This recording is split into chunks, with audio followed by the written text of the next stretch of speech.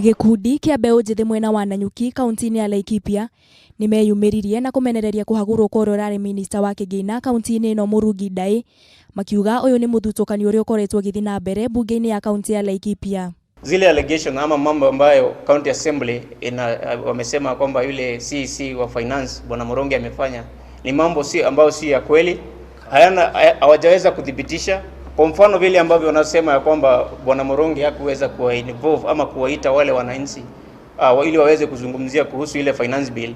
Bwana Murongi ako na ushahidi ya kwamba, ama pia sisi tumeweza kupata ushahidi ya kwamba Bwana Murongi alitana ile mikutano. Maiyurio ni matuko ya maingi mbeu njithi aya ni mamenereire kinya riri makiuga kuhagurwo guku gutina kinyanirio na njira ya kihoto, kuona Ndai ndanaheo kanya ga gwitetera makiuga uyu ni mubango urabangitwo wa kumukirira na uria utarari na muthingio wothe.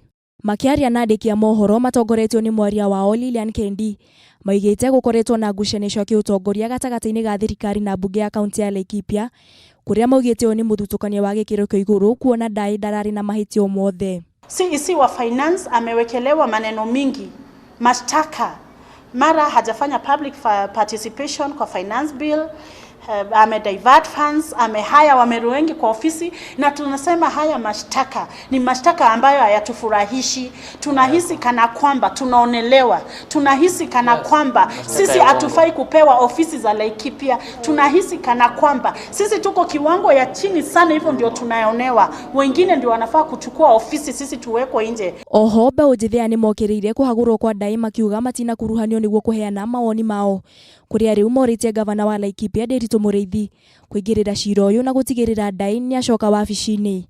Handu-ini ha Kameme TV mohoro gitauritwo Rakon wa Ngui wa Wanjiku.